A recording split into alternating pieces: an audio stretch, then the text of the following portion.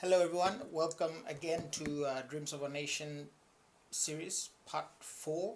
Today we're looking at national goals and directive principles. I call this video National Vision Personal Strategy.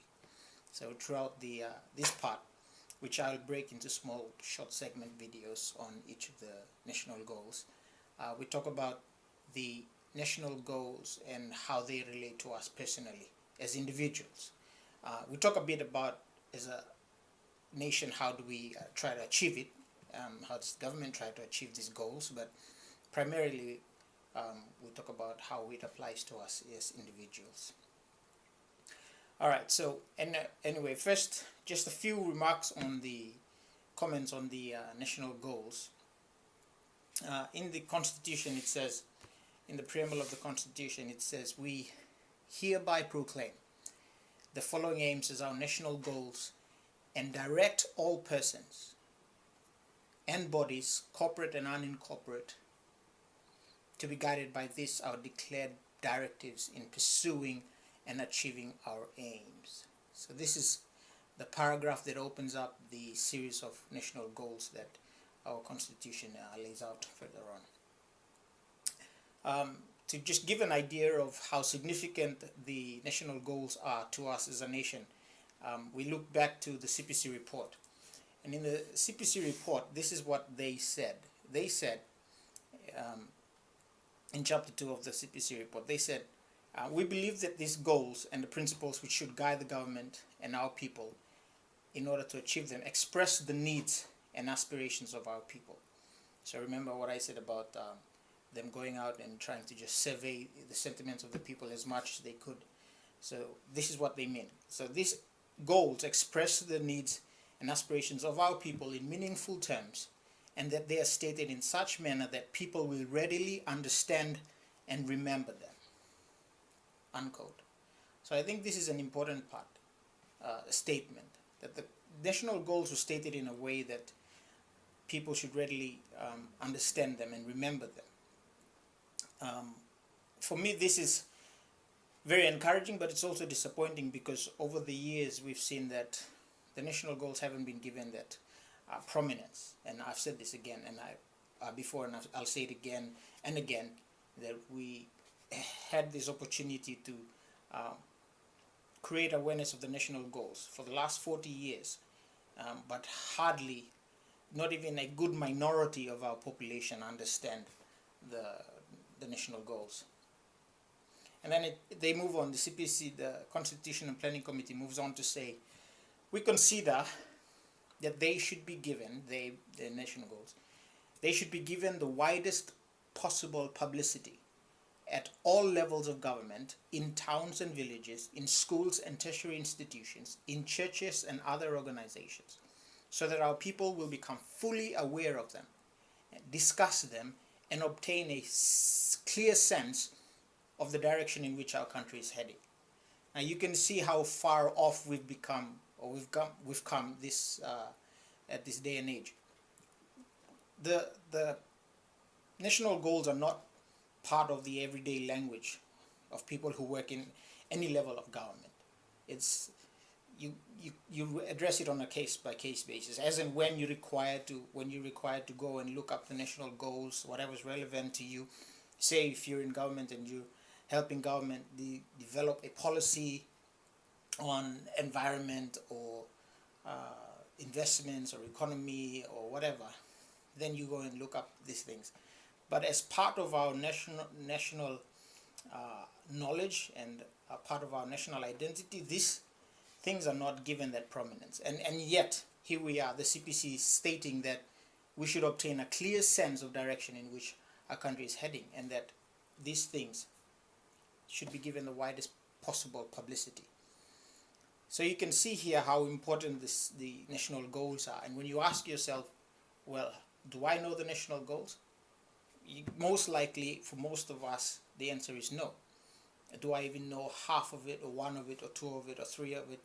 And then you ask yourself, do your parents know it? If your parents were already alive and living during independence or during the transition into independence, did they get an understanding of the national goals at that time?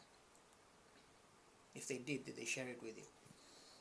So you can see this big gap in the ideal that's stated there, that we should disseminate our national goals as much as possible around the cities, around the country, and at all levels of government, in every organization, every community, villages, education system. And yet that's the ideal, and the reality is that we don't give it the actual prominence that it needs. All right, so those are my opening comments regarding the national goals, which just I'm expressing what I think is a very big missed opportunity for us in a nation that's still defining itself. We should have had the opportunity to understand our national goals, and we have not. I didn't learn anything about them. I think the nearest I came was learning the 8-point plans in, I think it was secondary school economics, but that's about it. Even in law school, the national goals were not part of the curriculum. So there's a big gap in our awareness and creation of what I call national knowledge. All right, now let's look at these 5 national goals, and I will look at each of them separately in 5 short videos. But the first one I'll put in this video. The first one is national goals. First one is integral human development. Number 2, equality and participation. Number 3, national sovereignty and self-reliance. Number 4, natural resources and environment. And 5, Papua New Guinean ways. So let's jump right in and look at national goal number 1, integral human development. Now, integral human development is declared in these following words in the in the preamble of the Constitution. It says, "We declare our first goal to be for every person to be dynamically involved in the process of freeing himself or herself from every form of domination or oppression, so that each man or woman will have the opportunity to develop as a whole person in relationship with others." So this is the national aspiration, the national idea regarding integral human development. And I started considering this a few years back, and I asked myself, well, what is integral human development? And the obvious answer is a whole development, a full development of the human person, not in just one sense of our lives, but in the full sense. What are the aspects that make us up? How do we develop them? Now, in looking into this concept of integral human development, I discovered that the concept is a unique concept to the Catholic Church, and it basically means a development of the whole sense, physically, socially, economically, politically, culturally, and spiritually, and I would add emotionally as well. So these dimensions of the human being are supposed to be looked at as a whole, and whoever has the authority or the power to influence change, influence development in a human being, these are the things that they should consider. Now, these are identified for me in the research I found out. Integral human development, by the way, the words in that arrangement are used exclusively by only the PNG Constitution. A lot of other constitutions in their preambles or their opening remarks make reference to development of the human person or development of the human being, but the word integral human development is uniquely used by the PNG Constitution in our preamble, and it's a direct adoption of the Catholic social teachings. The Catholic social teachings teach about integral human development, and this statement here I'm going to read now is from Pope Paul VI. He made this in 1967 in what's called the Progress of the People, Populorum Progressio. He says this, and I quote, "Development cannot be limited to mere economic growth alone. In order to be authentic, it must be complete, integral. That is, it has to promote the good of every person and of the whole person. Unquote. This is Pope Paul's statement.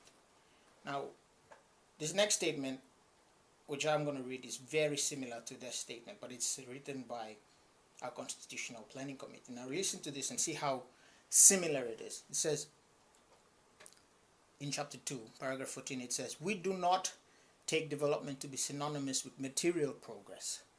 For us, the only authentic development is integral human development. This means that we use the term development to mean nothing less than the unending process of improvement of every man and woman as a whole person." So you can see how the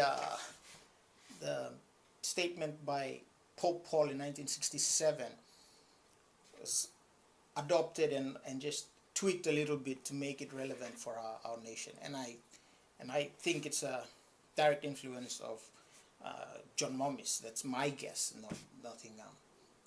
Nothing really factual about this, but him being a Catholic priest before entering into politics and having that understanding of the Catholic social teachings, he would have brought this to the forefront. And not forgetting that in 1975, this is only a few years after 1967, and Pope Paul's statement was just fresh in most of the Catholic people's minds. So it's there. Papua New Guinea has to develop fully. Its development must be driven to helping people develop as full human beings in a complete sense. The directive principles under the national goal number 1, we say things like this: everyone to be involved in endeavors to achieve integral human development of the whole person, for every person to seek fulfillment through his or her contribution, all right, to the common good. Education must be based on mutual respect and to promote awareness of human potential and motivation to achieve our national goals. The family unit to be recognized as fundamental basis of our society. 6 statements, directive principles on the national goal number 1, that seem to support that we have to be developing not just economically, but in terms of our education, in terms of our social interaction with each other, and so on. So this is integral human development goal number 1. Now the question for all of us that I'm asking now is, consider in your life what you may have neglected to develop as a whole being. Now if you're going to develop as a full human being, what are you concentrating on? Are you just developing your educational side of your life, or your physical side of your life? And are you neglecting other things, like most of us probably neglect spiritual aspect of our lives? What are your cultural development? What's your cultural awareness? And so on. So these things in all our individual life, when you think about national goal number 1, integral human development, everyone has the opportunity to grow, to identify areas in their lives that they need to develop. There's things that you can identify. If you draw a pie graph with all these various aspects, political, social, economical, physical, spiritual, and emotional aspects of a human being, what part would really be so big and what part would be really small? And then you'd see whether you're balanced as an integral human, as a complete human being, or you have maybe a lopsided development. All right, so that's the application question for all of us to ask. So yeah, thank you. So that's my comments on integral human development. I'll see you in part B of part 4 of our national goals. National goal, remember, under this national goals, the theme is national goal personal strategy. So what do you do personally to achieve this national goal stated in our Constitution? Thank you very much.